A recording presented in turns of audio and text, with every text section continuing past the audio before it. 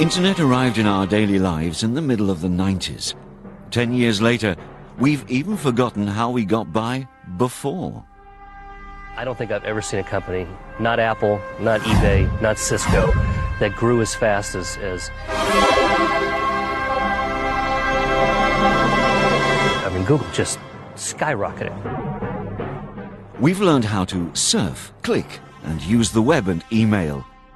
Internet grew and spread, and the need appeared to find the precise information like a needle in a haystack. That's when Google came out. In a few months, this search engine revolutionized our internet. The answer to all our requests was there on the screen with amazing speed and accuracy.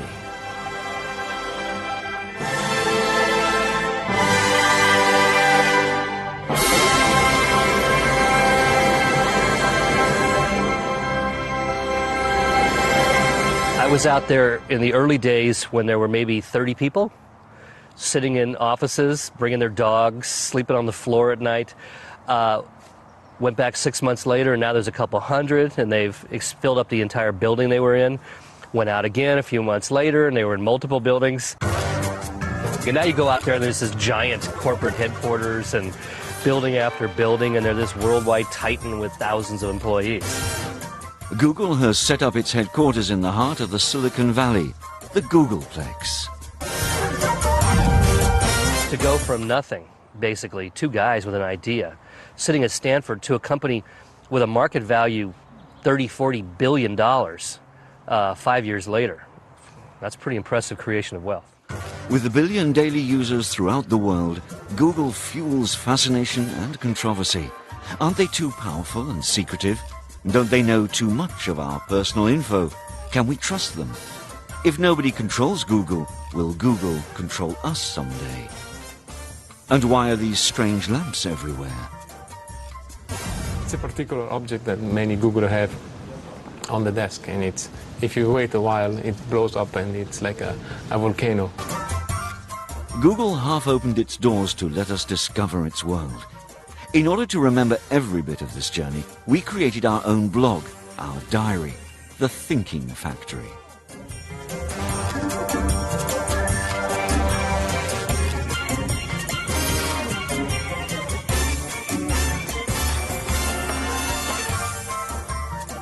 The striking thing when you enter any Google office around the world is how young the employees are. Less than 30 seems to be the rule. Many people do associate it with Google because it was one of the first decorating items that was brought in the first official offices in Mountain View. And after that, it just stick to Google. I think it's cool. From desks to screens, from Dublin to San Francisco, everywhere the same signs and decoration. People dressed in Google, marking their belonging to a family. A new kind of global club. The problem is it's getting too hot, and for me it's like a waste of energy. It looks nice, but so I don't use it. Google quickly left the cozy nest of Mountain View, Silicon Valley to spread its offices throughout the world. They packed the lamps, football tables and big rubber balls. They also exported a new way of organizing the workplace, idealistic and different. The roots of the organization are its self-dictated missions. Google is the world's leading search engine, and our mission is to organize the world's information and make it universally accessible and useful.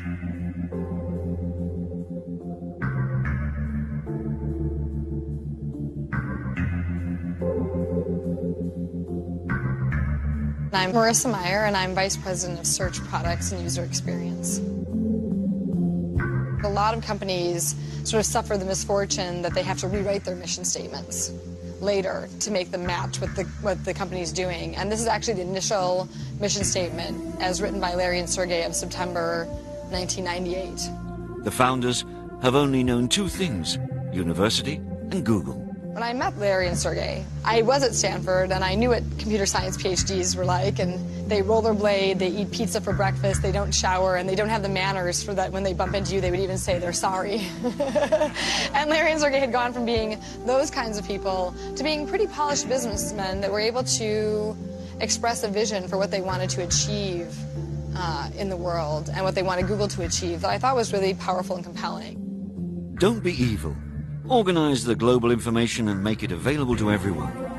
Larry Page and Sergey Brin sprinkled their rise to power with stunningly reckless and naive thoughts. They've grown older and richer, but their college spirit has remained. Here you can see around the world how people are using Google, and every one of those rising dots represents probably about 20, 30 searches or something like that. So you can see here we are in the US, and they're all coming up red. There we are in Monterey. Hopefully I can get it right. You can see that Japan is busy at night, right there. We have Tokyo coming in Japanese. There's a lot of activity in China. There's a lot of activity in India. There's some in the Middle East, little pockets. And Europe, which is right now in the middle of the day, is going really strong with a whole wide variety of languages. They're not very pragmatic guys, but they don't have to be. They've got a whole big corporation behind them with a lot of really smart guys that are pragmatic, and they can be the idealists. They can talk about, you know, the grand and glorious plans of putting all the world's knowledge on the web to make it available to everybody. It's nice to have them. You know, part of what we want to do to grow our company is to have more searches, and what that means is we want to have more people who are healthy and educated, more animals if they start doing searches as well. But partly we want to make the world a better place. Google has done as good a job of maintaining the pre-IPO environment as any company I've seen. And one of the reasons was Eric Schmidt, the CEO. He's very conscious of what happens when a company like this gets older and when there's a lot of money flying around. In order to win in the internet, you have to have a scaling strategy. You have to be able to be global. You have to have a product that works across many different sources of interest and information, and you have to execute very quickly. And scaling for Google means more data centers, more fiber optic networks, more cash flow, more people, more training, more product announcements, and things like that. The genius of Eric Schmidt at Google was he caught on very early that he was not about search. He thought for a while that he was about information and the organization of information. That's still the standard Google line. True, but they've evolved much beyond that. Because what they realized at a certain point was this revenue model they had was brilliant and fundamentally new, which was you provide the service for free and you monetize the whole B2B exchange going on behind it. And it's done in tiny, tiny amounts that add up, you know, multiplied by billions. It's a brilliant model because to the user, your loyalty comes from the fact that they're giving you this wonderful experience for nothing. Google's motto is, don't be evil. Their entire revenue is generated by purchased results, which appear to the right of your natural results. According to a survey, only 40% of users differentiate purchased and natural results. Advertising on Google is all the more efficient, and it doesn't look like it. Is that evil? In any case, it pays off. $10 billion in sales, $3.5 billion in profits, and a stock market value of $165 billion. Sophie, 27, is an instructor at Google France. She trains advertisers who wish to buy words. We're going to meet Jan, an advertiser who buys these words. Every word of the French language is for sale. Add to that the same number of words in English, Spanish, Chinese, Italian, Russian, Swedish, Farsi, Arabic. Well, first, we'll see how AdWord works. And then the interface. So you can use it on your own. It makes it really easy. When I started out, I didn't really believe in it. I didn't have the same vision back then, but it was 2003. The Paris office had just opened. We didn't have that perspective. It looked fun. Today, advertisers have all been evangelized. Fun might not be the word. To write 95 lines of text, 95 characters is probably boring. But once you put your foot in, if by any chance your sector works better than others, then you get it. It works. It works really well. And it explains the explosion that followed. We found ourselves offering a new advertising model that works. When someone looks for an information on Google, if I go looking for a plane ticket or jewelry on Google, if I type plane ticket in Google, most of the time it's because I want to buy something. It's great to be able to advertise when it's relevant, to provide an answer to a need. For an advertiser, nothing is more pleasant.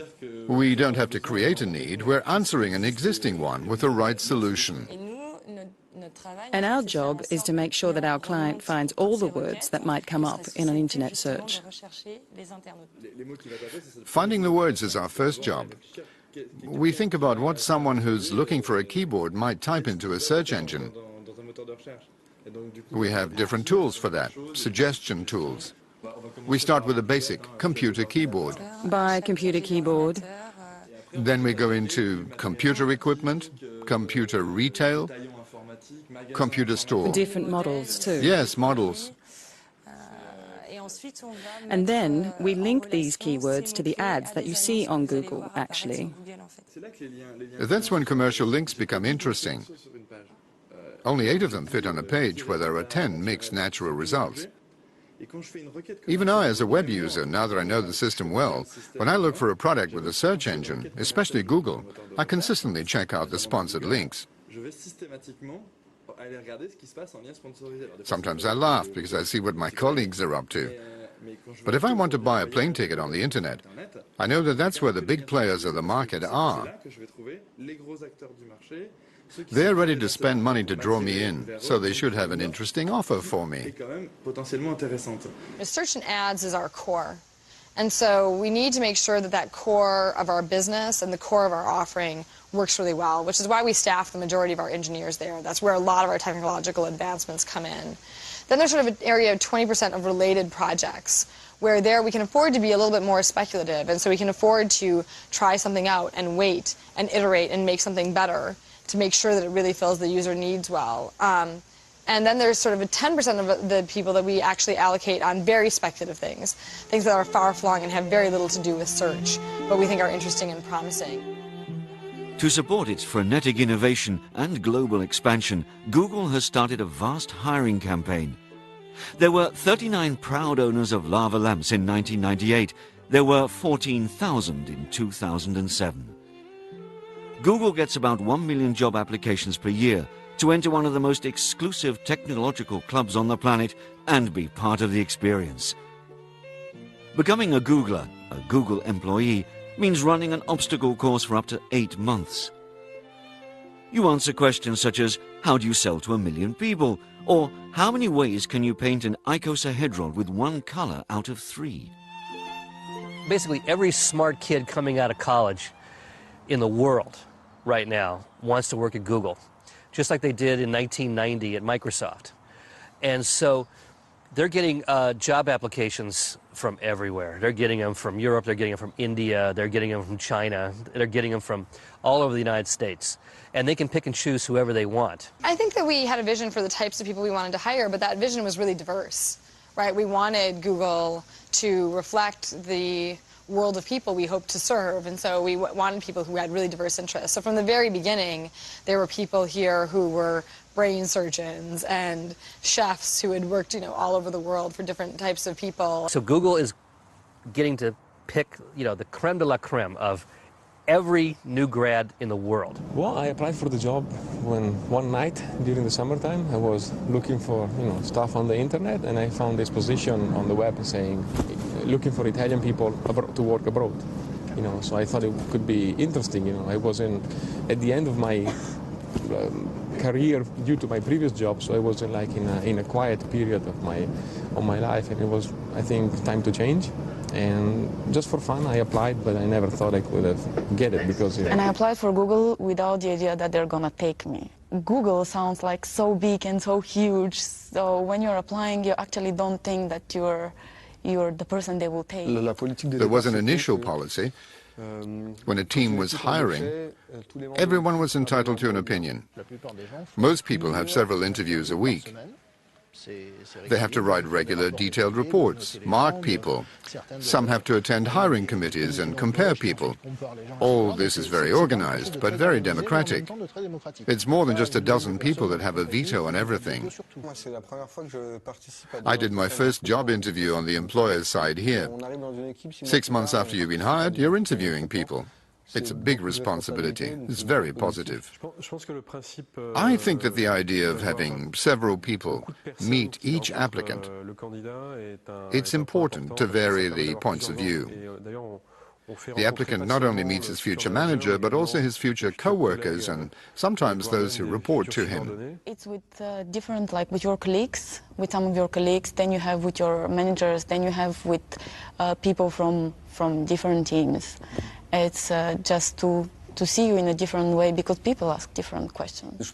But one thing I looked for above all was the connivance, or not the connivance, but rather the complicity that I could have with this person with whom I would be working all the time. But now there's this concept of being googly. Sometimes when we look at hiring someone, we'll ask, like, is this person googly? And to us, that really does mean someone who is diverse and interesting outside of the workplace, who cares a lot about social responsibility in the world, and who really loves technology.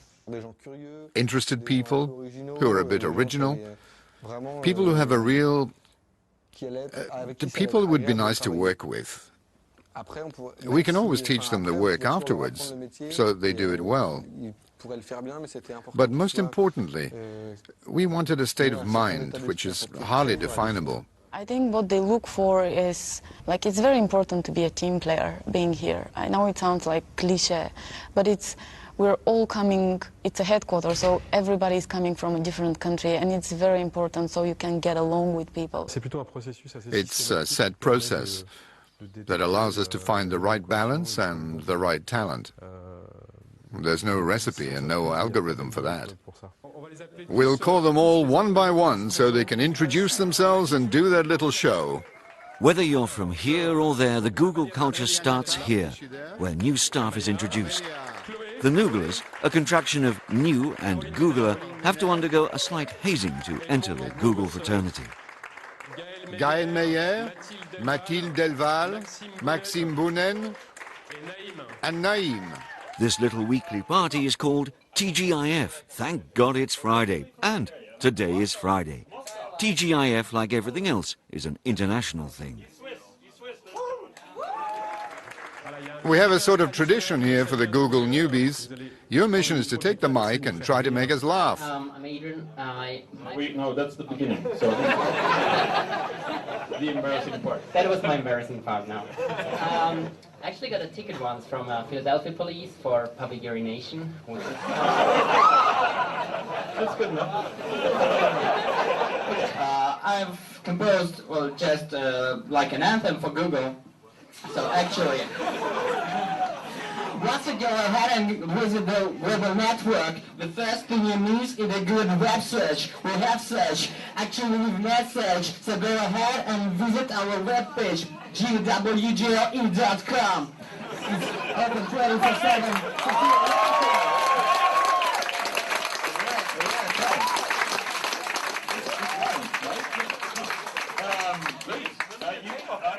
When you get to Google, you look around you and you think, I might be smart, but I'm not the only one.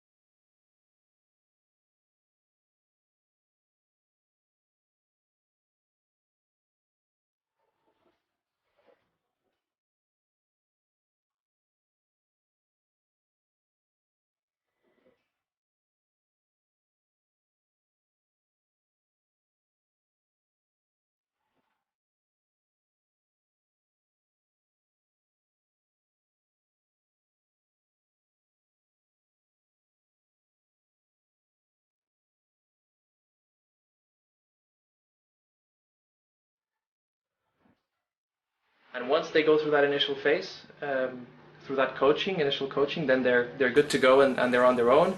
And we do have a culture of empowering people and giving them ownership over their business and over their market, especially in the emerging markets. We're talking about small markets.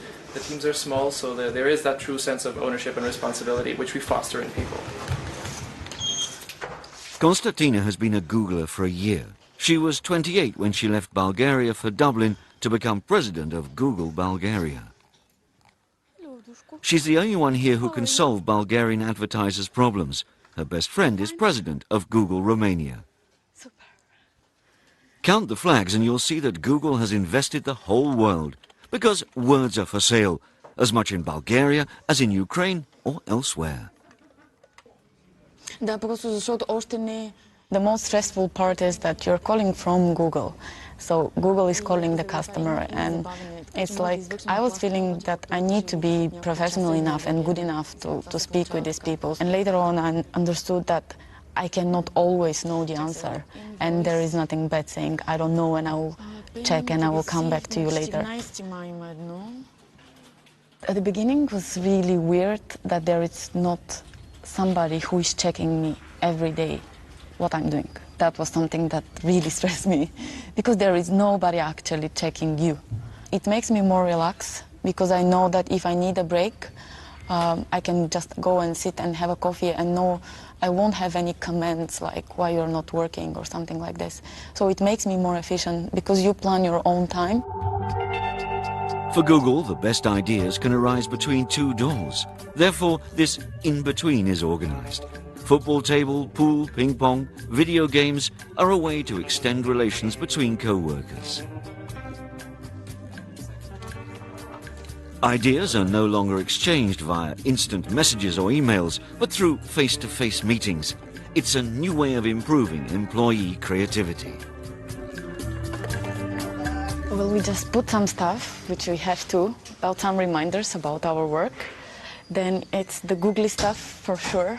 We always have something that will make us laugh. It's just some fun stuff. Usually you have to have a small ball, but I lost the ball. So you put it and all these things are like moving and it goes down. Gulnara, where is the webcam in the canteen? Where can I find it? Feeling hungry on my right, on the dub page. Yeah. Oh yeah, menu kitchen cam.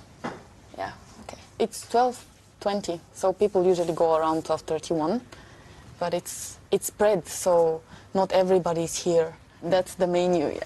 So that's the Earth Cafe in the other building. That's what we can choose from. Salad bar, sushi bar, panini bar. And that's what is downstairs, the canteen. We have usually one ethnica. Today it's Ukrainian. Sometimes it's Indian, Italian. The sushi was very popular.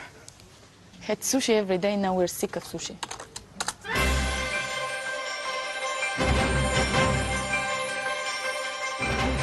If you're a Googler, you don't pay for your meals. This recipe's success has spread around the world. With a simple cost-benefit analysis, you'll understand why. Let's say feeding people at work costs the employer about 2,000 euros a year, not even considering the waste of time paying at the till or eating out. The productivity gains are then clearly at the root of this system.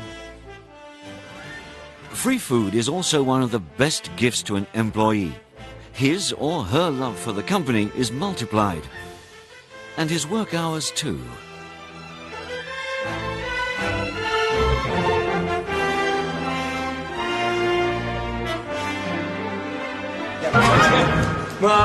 Search, something like All my friends are in Google. Here I just don't have the time to go out and meet people outside.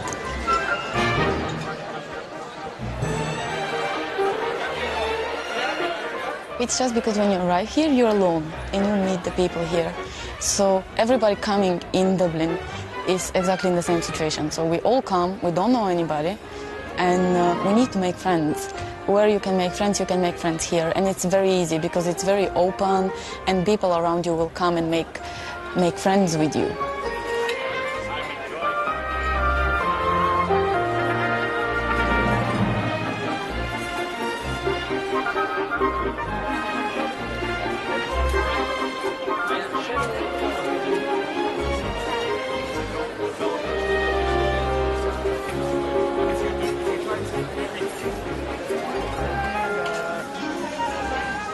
it like a huge benefit, because in my previous job, when lunch break is coming, you need to go to a restaurant and think what you're going to have for lunch.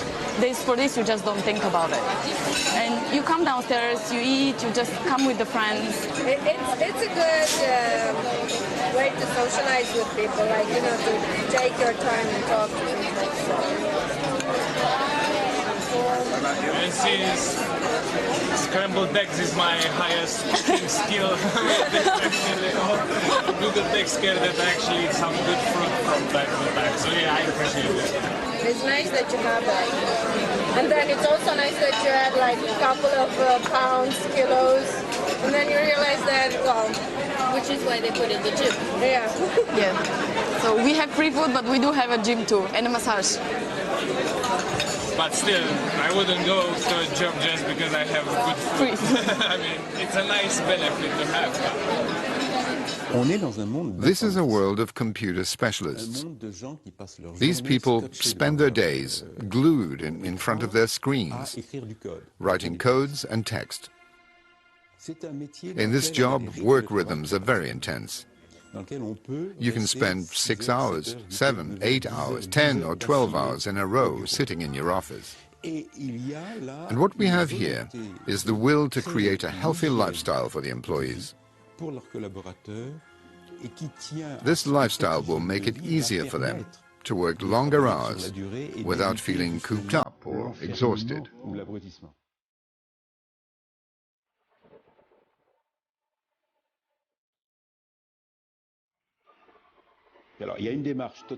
It's a very paternalistic approach.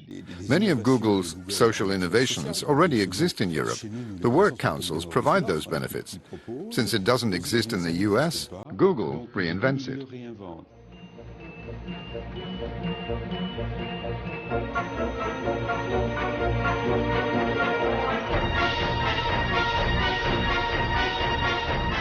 There's a social contract going on inside of all high technology companies, especially entrepreneurial companies in their early days. And that is, take the risk with us, give everything you got, and literally everything you got. You may be sleeping on the floor of the office. You may be working 100 hours a week. You may have no other life besides us for a few years.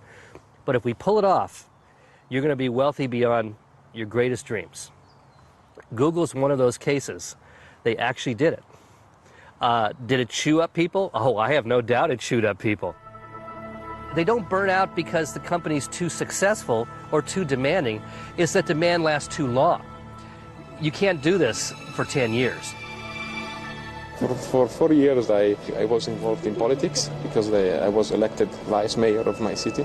And it was a really nice experience, totally different from my studies, because there are rules in politics that you don't study in school. The way you approach the people, which is something that you learn on the field, like we say. Nobody teach you how to deal with people, especially from different nationalities, country, cultural backgrounds. You know, basically you have to learn it by yourself. For many people it's the first job, so they come here, they see everything really super, you know, hey, free food, it's like heaven for many of them, you know. They didn't go through a normal, old-fashioned company, like, for example, it would be in Italy, you know, where you just go to work, boring, you just, you know, swipe your card, sit down in your desk, do your stuff, and wait until it's 5 o'clock and go home, you know. I'm happy to go to work. Cristian is Italian. At 32, he's an old Googler. After 5 years at Google, he earns as much as a mid-level manager. To round up his income, Google has a bonus system based on co-workers' opinions. The more available, efficient and nice you are, the more you earn. Paul, what's the crack? Pool, you want to play pool today? Buongiorno. Come va? Bom dia, Sara. Tudo bem? Bonjour. Bonjour. Ça va? Buenos días, chico. ¿Qué pasa? I'm making it up. I know. But try, if it works. Graham created it. I think it works. See, that was good. My job? Many things. I have few responsibilities. One is my core job, which is basically dealing with Italian users on some of our products. I work for a pod, which is basically a group of products that are all related to content creation. And the second part is basically everything else, which means helping launching new products for my market, helping our own team members over here for any issues that might arise. So luckily I'm a little techie guy as well, so sometimes I get to solve technical issues even if it's not my direct responsibilities. And it's fun because you basically on one side deal with external people and on the other side you help your own team members. Okay, so in Blogger. Yeah. Is the same procedure as in Gmail to get the IP address and the connection and all the details, personal details? We never give details around. Yeah. Totally, unless there is a court order or something. Okay. It's like a little family. Probably they don't require people to work like that much, you know, like up till late or whatever, but what I do, I always do it with pleasure, so I'm not forced to stay here later. You have a ticket in Blogger in Spanish, or it's like an internal thing? No, it's in Spanish, Blogger. It's from the police, actually. From who? The police. So you don't have a legal Spanish point person? She's on holidays, I'm meeting her back. What you get back, it's a nice workplace, nice people, so at the end it's a good balance between what you give and what you get. Because we don't have Spanish support for Blogger, but she's the legal blogger guru. The best control that can be applied to an individual, an employee, is by his own colleagues, because it's both the control and the motivation. It's great to do a good job for your boss, but it's even better to do a good job for your co-workers, who tell you how good you are, that you solve the problem. You seek their approval because you think they're great.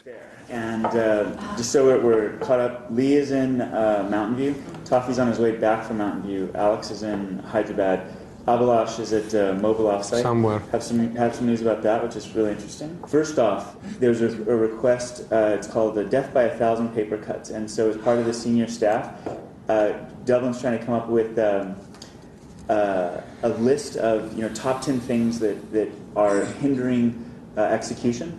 Sort of like the regular sort of fight against bureaucracy, right? What's an example of things that you're looking for? Like I think I'm going to write something about streamlining the hiring process. That's one thing. Localization will be something that's near and dear to your heart, and how that works. Something to do maybe with the way we fight abuse, or something like that. Tools, something like that. I think all of those things are fair. But the other thing that I wanted to chat with you about was this job fair. So Emmanuel came in. He's kind of in a panic. He says some of the other teams are doing some really big things, and I think he's feeling like he should have planned a little bigger. The real challenge is internal promotion. Rather than go up in the company hierarchy, which might be hard when 3,000 people are hired each year, Google favors mobility. You can either change job, service, competence, and even country, or stay and see your workload increase through the sheer growth of Google.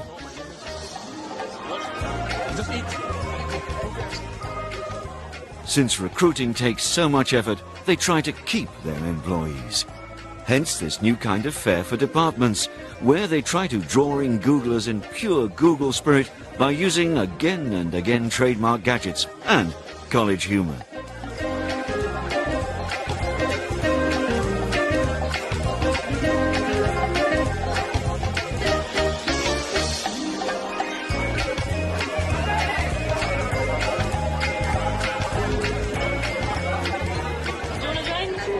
What do you give me? What do we give you? Yeah. How do you attract people? You win €100. Really? An Amazon gift voucher. But what do you have to write? Have an idea. Do you know much about the strategic initiative? Well, I can guess what you do. Okay, so essentially we're broken up into optimization, customer education, actually throw back here. Because we're a new team, we're still developing our remit, figuring out what it is we can do. But we're looking for just ideas on strategic ideas or projects that you think. We'd love to have you. So you're looking for these people? No. Yeah, with some French, Spanish. I can do the associate manager if you want. Yeah, you're more than welcome. Yeah, thanks. We'd love to have you on board. So no Italian? No, not yet. No. So what's the point then? I know. What you can do basically on yourself is having a clear goal in your mind and set your steps towards that goal. And if you want to fight for it, and if you are not afraid of moving your shoulders, like we say in Italy, it's basically all up to you to go on. You might find difficulties, you might find to be not in the right place in the right moment. You might find yourself that you have to wait, because probably it's not the right moment to make the step. Probably there are not available positions for you to go in a specific moment. But if you keep doing and willing that you actually have to reach your own goal, I'm sure that sooner or later you can definitely make it. I'm Christian. Christian, hi, Des. So I'd like to join SRE. Cool. What do you have that we don't have in ConOps? Well, so Site Reliability Engineering is the engineering group in Google that looks after our production sites. We work a lot to try and make sure that our users never see any problems with our sites, that they're fast, they're up all of the time. Isn't it stressful, like, that you need always to be aware of any issue, like in the night, for example, you wake up?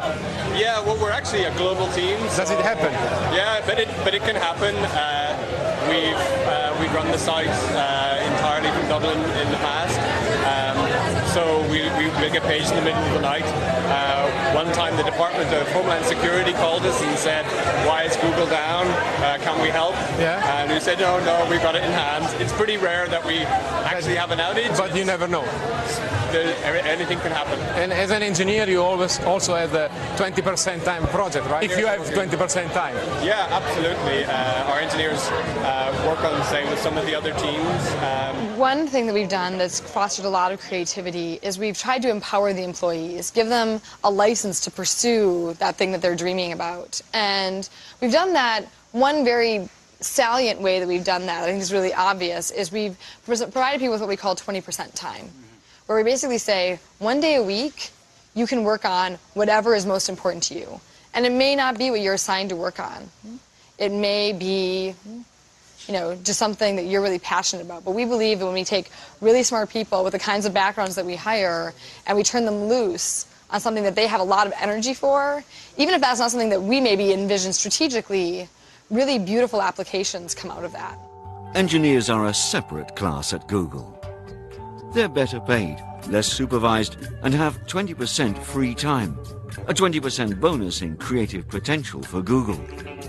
Is it a googly way to keep the best, those who might go elsewhere to sell their brains? The main drive for most engineers is to initiate and create a new Google product, one that will become a success. Everyone knows that it takes more than one person to do that. The 20% of free time Google gives to its technical employees to do whatever they want, unsupervised, is used partly to provide a team to someone who doesn't have one. So if I make a nice little prototype which excites my friends, they will give me their time to work on it with me. And here's my team. I don't need any approval for it. That 20% is very important when you look into a key element of the Silicon Valley culture called the hacker's ethics. That's the hacker's morals. They believe the hacker is not someone dangerous, but someone who spends his life inventing new technologies. They work for the mere pleasure of it, without getting paid. Of course, part of the pleasure is ego and reputation. You can gain recognition from your peers, be quoted, eventually be appreciated, and your name appears everywhere. But there is a whole culture corresponding to this. People are stirred by that, and Google understands that. I didn't understand it. Why does this work? So we're hiring people with double the amount of employees in a year, and it still works. It seems that we're moving faster even. And the reason is Google has developed a new kind of organization structure, which is defined by letting information circulate. And this is great, really. I really would love to have this as an entrepreneur too, to give people freedom and still to achieve your goals. Samuel is part of the many people who became Googlers when Google bought them out. About 50 startups have been swallowed since 2001. Google has brought together all its European engineers in Zurich. These 300 people work in real time with other sites throughout the world. Mountain View, of course, and London, Sydney, Hyderabad in India, Tokyo, Seoul, Seattle. It's a kind of global chaos in which nobody knows who manages who. I have no idea. I have no idea. You don't? I really have no idea.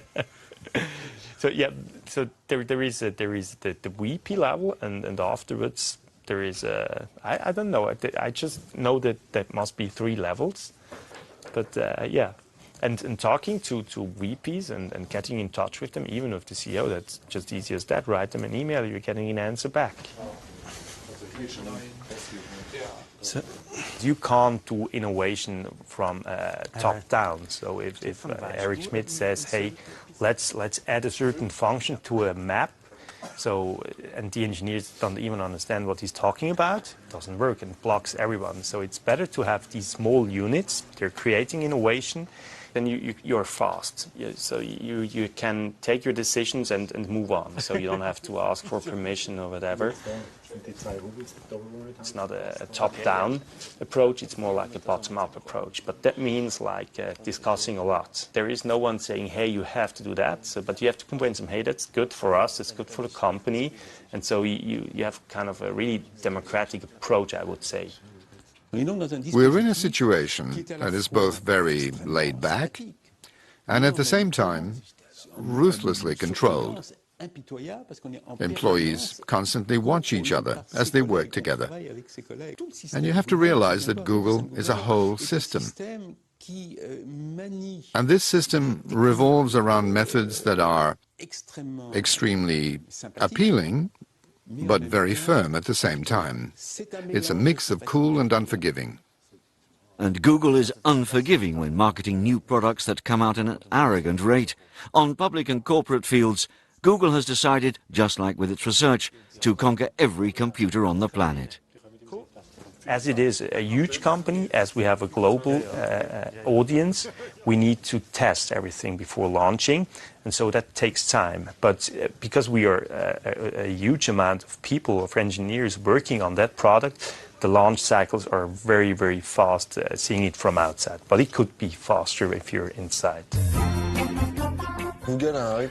Google releases new products or updates at an intense rate, approximately every 2 weeks.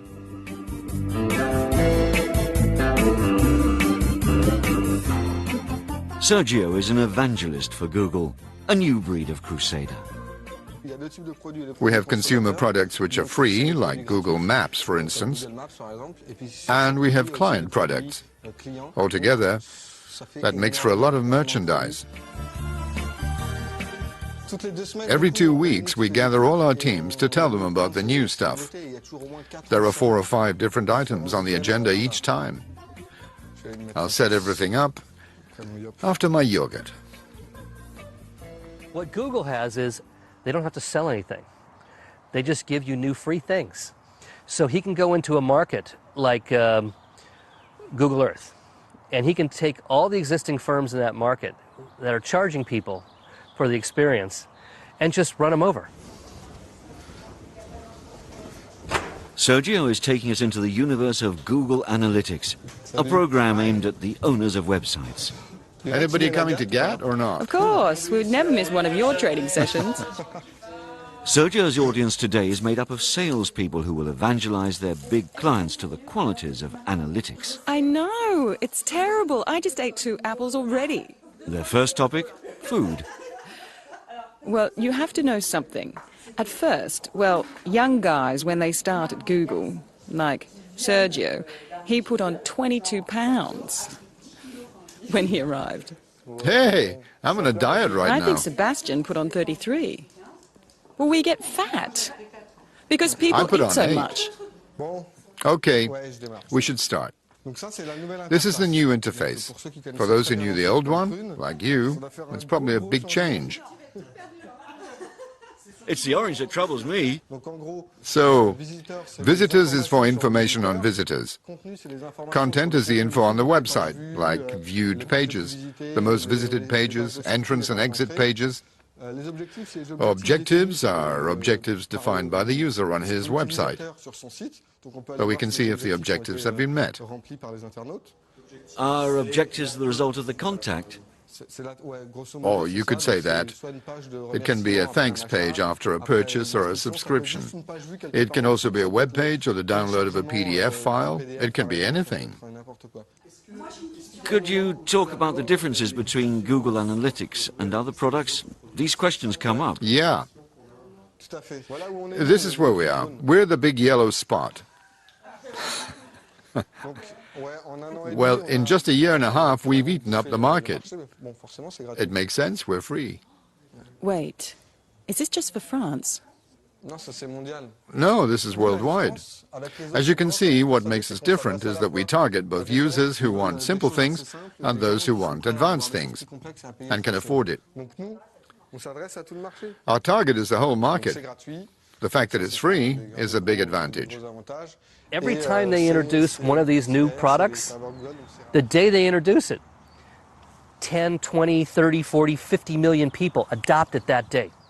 Any market they go into now, they are instantly, within one morning, the largest player in that market.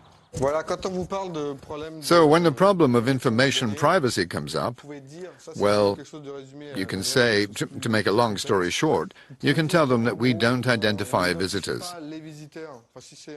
If it's visitors' privacy they're concerned about, we only give out group results. We don't point out a particular user. And no one at Google can see their information. We can't see the client's information that they gave us. No. Google has a footprint now on the world that we're very aware of, and it does increase our sense of responsibility and how we have to conduct ourselves and some of the ethical dilemmas that are presented. And Googlers are really involved in that. It's very openly debated. Our entry into China, some of the issues around copyright are things that we debate here internally, and I think that's given us a healthy perspective that on some of these issues, reasonable, intelligent people disagree. When I look at China, we ultimately, recognize that, well, certainly there's the downside of some of the censorship and other things that must happen. We ultimately are providing a service to more than 1 billion people who may not have a tool like Google that helps them find information otherwise. And so while we obviously have to cooperate with local law to be able to provide that service to those people, the upside of being able to provide a service like Google to those 1 billion people outweighs the downside, at least at the current moment. People suddenly looked up and realized, well, wait a minute, Google isn't that cute little company anymore. Google is a big corporation making very, pragmatic and some would say cynical decisions. And this isn't what we thought they were. This isn't the image they portrayed to us. When working for Google, few people think about controversies. Any company that's going to have an impact is going to create some controversy. But technical staff aren't involved in this kind of thing. There are aspects that we always have in mind. For instance, like the question of privacy. But that's a concern with every new product. They try to get as much information as possible from the traces we leave on the internet. And all this information is gathered in one virtual place, in one company. So, if this company changes because of management or government changes, or the guidelines change, or whatever, we could have to face the fact that a huge amount of data is in the hands of people who could make it dangerous for us. You can have the best intentions and relations with the Google people. They can be as nice as they like. There's still a problem as to the quantity of information that these people possess about the whole world. It's a legitimate concern, and people have legitimate advertising privacy concerns. They also have legitimate end-user privacy concerns. If we lose our advertiser support or end-user support, the company is kaput. So we have to address this, and we have to address it to your satisfaction. Eric Schmidt admits it, neither Google nor the other players of the web, no one can reassure us about data confidentiality. All this wealth is based on trust. So don't forget, everything can be undone with just one click. There's an interesting cognitive dissonance with Google. And the dissonance is, you're getting the product, the service for free. And it has a cute name. And it's full of young people, you know, with lava lamps and Pilates balls and pool tables. And everything about Google speaks fun, counterculture, and all of that. And yet, as you read the news, the Google you read in the news stories is not the Google of your imagination. That Google is huge. It dominates every market it's in. It's slowly rolling up the entire media advertising world bit by bit. It caved to the Chinese on censorship. It looks like a giant predatory corporation, and yet at the same time in your mind, it's Google. In tomorrow's wonderful world, Google claims a unique place. They possess all knowledge. Innovation has become an obsession. They are the target of all attacks. But by definition, virtual worlds are volatile. Will Google maintain its company utopia when the Googlers who are 25 today have to leave at 5 p.m. to go and fetch their kids from school? Or will Larry and Sergey be the kings of the company of lost children?